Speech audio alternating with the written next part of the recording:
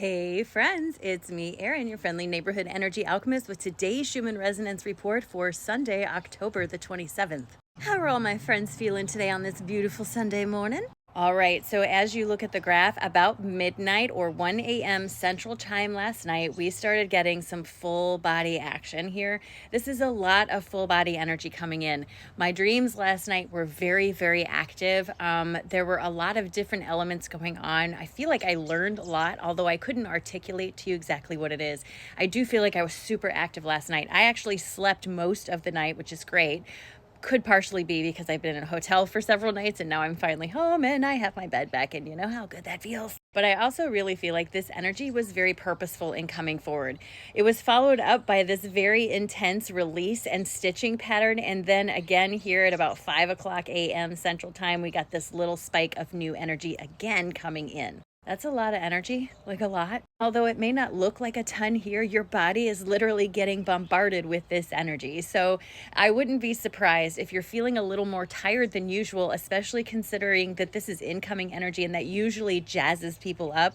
I kind of feel like today it may have a little bit of a draining effect because it was followed up with this type of integration release pattern, and that tends to be draining and all that sort of stuff. So just be mindful today. If you're feeling a little tired or like you need to rest, that's your body's way of letting you know it's time to slow down so you can recalibrate to the new energy being sent in. You don't want to push yourself if you don't have to. You want to allow yourself the opportunity to rest when you can. Listen to your body. Now, the message I got in meditation this morning was very interesting. I did not expect this message at all.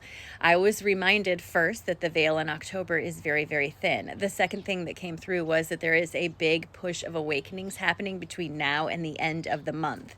Part of this energy, all of this is a big push for a big awakening. So please be mindful of people around you. The next thing that came through in meditation was a reminder that going through an awakening tends to be a very isolating experience, but that's very purposeful. And I'm going to tell you why. Your whole life, you've grown up looking outside of yourself for information. You've grown up looking to your teachers and your parents and your clergy and all these other people for information and to tell you who you should be. During your awakening experience, you have to learn to listen to you and who you know you are, right? So sometimes what happens in order to sort of force that on you is the people around you no longer resonate with you. They sort of see themselves out of your life. I have to tell you, it can be very lonely and can feel very isolating. And for a lot of people, it makes them sort of second guess this journey. But what I want to let you know, number one, is there are communities out there that are there to help you. They're there to connect with you and help you get rid of that feeling of loneliness. They're more on your vibrational level. They're willing to talk about the things you want to talk about. Please don't ever be afraid to reach out to one of these communities. They're literally all over TikTok. My business partner, Healing Me Softly, she runs a very good one, so check her out if you feel like it. But the second thing is that this isolation really is helping you to see who you are.